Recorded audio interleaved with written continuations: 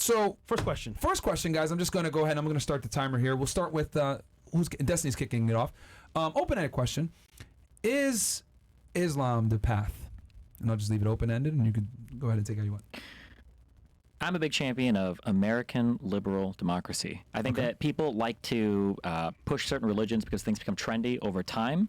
But I think the important thing to keep in mind is right now, America runs the world. We don't just run it militarily. We don't just run it economically. We also run it culturally. And I think the reason why is because our values allow so many different types of people to come here. Like, just look at the four of us, around this table. Like, how many people here are from other countries or whose parents were immigrants? Like, the only country in the world where all of these different types of people, different types of religions, different types of ideologies can come together and then form a business in a capital-free investment environment and then broadcast that to the entire world on American invented technology is the United States of America.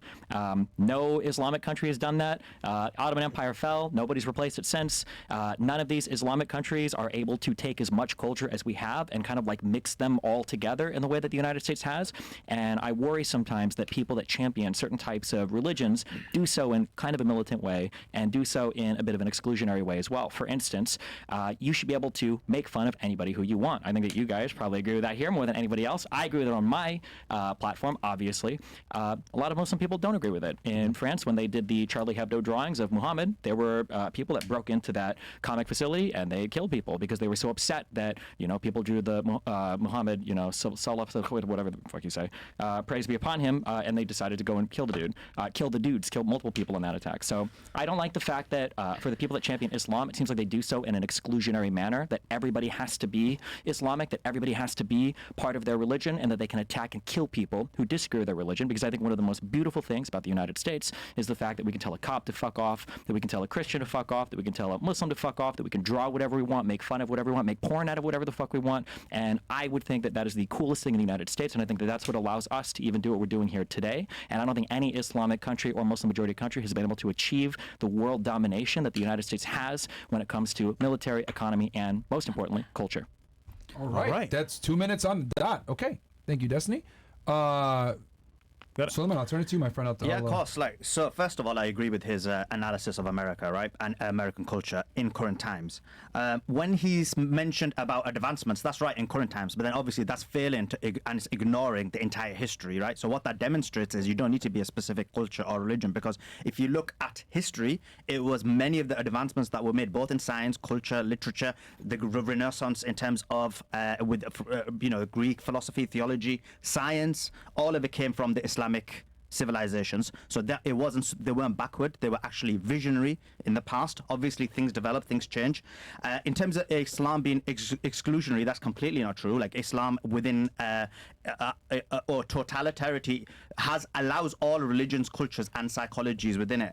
Now, in terms of what he's talking about in terms of freedom, I'm for all the freedom. The problem is we're seeing in real time that this propaganda no longer works, because in reality we've seen it. You speak against Judaism, you speak against Zionism, and they completely want to censor you. You're not allowed to mention the Holocaust in certain countries because you're going to be locked up, put in the gulags. You're not allowed to, right now in the United States, you can't even do BDS in 34 states because of Zionism. So as much as he wants to say it, it's not. And when you look at extremism, yes, there are extreme elements within Islam. One isn't going to deny that. But from a proportionate perspective, we've seen it, the extremism that's happened within Zionism. And so extremism is bred from different ideas, cultures, and it's even from atheism. We've seen the huge amount that's happened in terms of atheism. So extremism is everywhere. Now, in terms of Islam, I've got no issue with people being Muslim, Christian. They can be what they want, right? No problem whatsoever.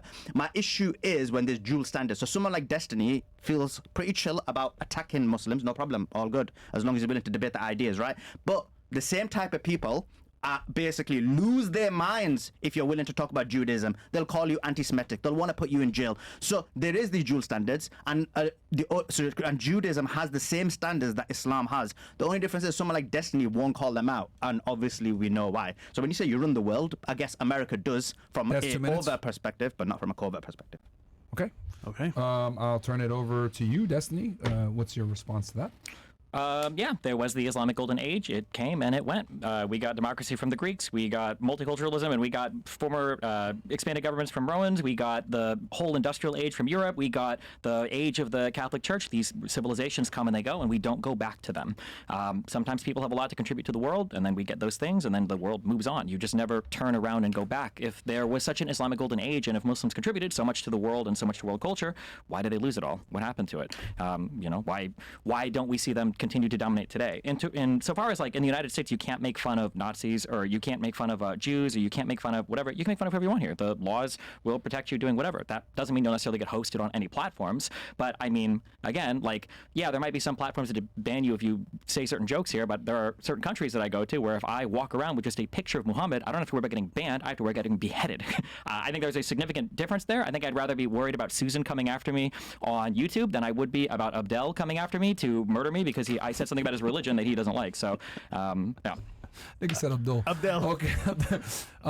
Your response to that? So first of all, let's take the last one. So yeah, you may have to worry about Abdul basically being an individual who doesn't follow the rules of Islam and basically has its ego, just like you probably be worried about Weinstein getting angry with you and stabbing you because you went against Judaism, or for example, if you're walking in Israel just because you're Christian getting spit on, or if you're basically a different religion, if you're a Muslim or Christian, being killed by Brett Weinstein or whatever the name is. So you've got this ideas in many cultures. In terms of what you said, of course, we received democracy from the Greeks, but you know how we got that information from the Greeks? It was from the Muslims.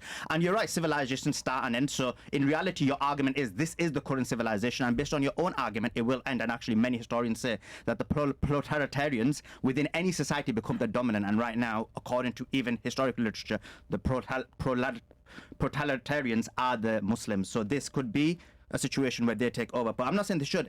I'm not advocating that. I'm just saying from a historic perspective, when you're looking at civilizations, civilizations come and fall. I have no issue. I'm not trying to advocate that Islam should take over. That's not my point. My specific point about it is whether you're able to, someone like Destiny, able to attack Islam, and he's fine. He even said, I hate Islam, sorry.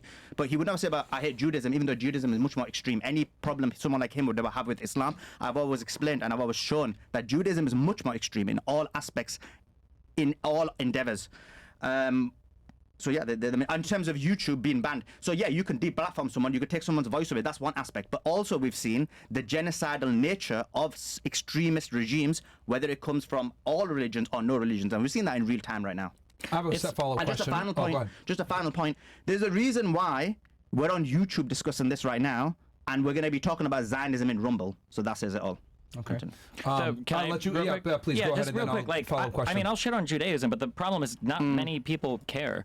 If I go online and I start talking about, like, apparently Jewish people like bite off foreskins or some shit when they circumcise kids, like every Jewish friend I have or every Jewish guy online will be like, yeah, that's pretty weird. We don't really do that much anymore, right? That's what everybody will say. If I go online and I talk about like marrying or fucking 9-year-olds, or if I do like, here's a funny picture of Muhammad, AI generated, I've got like 5 million death threats in my inbox. It's not even remotely close. We can pretend that like we're just as worried about a Weinstein stabbing you for being Christian as we would be about Jewish. like a Muhammad beheading you for being, Christian or Jewish. But I mean, where are all of the Muslims trying to immigrate to?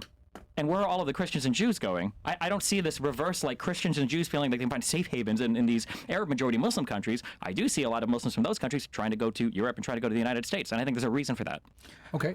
So just go ahead. To respond. Go ahead. So the first thing is, yes, you would be banned in all forms of social media if you said Jews try to basically bite the foreskin. I mean, Lucas Gage is a tweeted this out before. Lucas Gage is a prime example of someone who calls Jews out and completely is banned. So you would, in terms of death threats, I mean, I've had a huge amount of death threats from Zionists, right? And I've had my name on a missile. So let's not pretend that this is only happening one way, right? And proportionally, there's 2 billion Muslims. There's only a small number of Jews, and yeah, the death threats are disproportionate.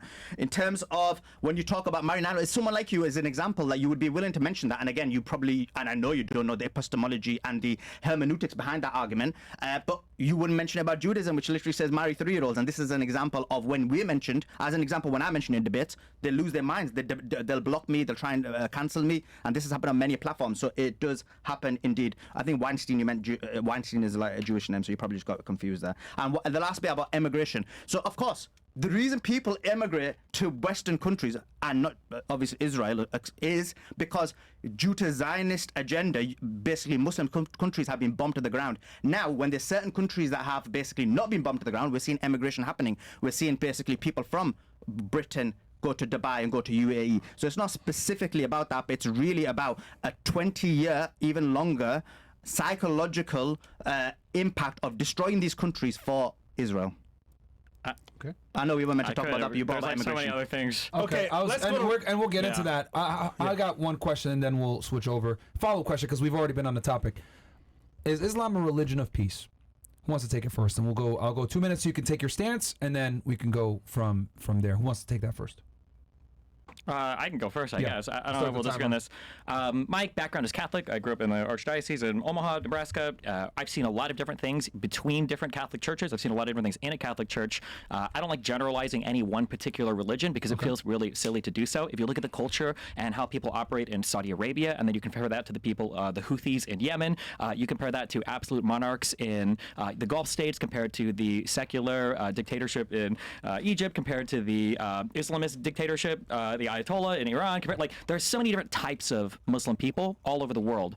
Muslims in the United States are going to be way different. Muslims in Miami are going to be way different than Muslims in Dearborn, Michigan, or Muslims in Europe, in France and Paris, in London, England. It depends. Everybody's so different. I wouldn't say that Islam is a religion of peace, but I also wouldn't say that Christianity is a religion of peace. What about Judaism?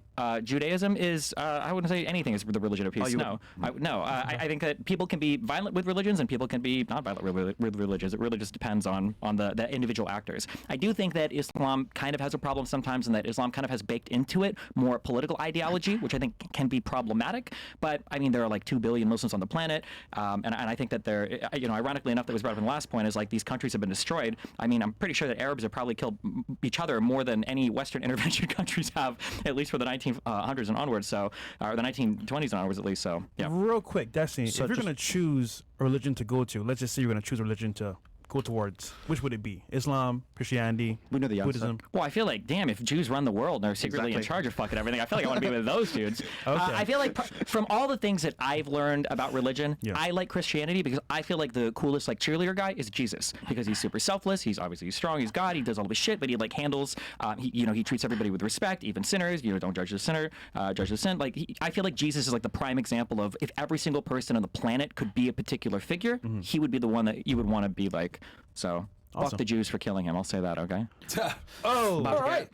But that's about to be criminalized. I'll turn it to you, Sulaiman. What is Islam a religion of peace? I agree with his assessment actually in the first part of it, right? The individuals. Let's go to Rumble. It depends on the individuals, Yeah. and also on top of that as well, it depends on the sects and ideas and ideologies, right? So I agree with it. In terms of Islam being a political ideology, again, this is like a false norm and false notion that's applied to Islam, because actually every ideology, whether it's Western or religious, has political elements in it. From Greek, from Plato's Republic to even current times, when you've basically got these scenarios happening. Actually, within the United Kingdom, Judaism actually has their own legal courts. They have their own police. So they have their own kind of political framework, even within Western countries. So when people make that argument, it's basically based on either propaganda, or they're seeing certain extreme elements within Islam and assuming and basically applying that to everybody else. But everything else, I agree with his assessment. Okay. In terms of Arabs killing each other, that's also fake as well, but we'll talk about that. I guess he's going to talk about Syria, but again, that was because of Western intervention.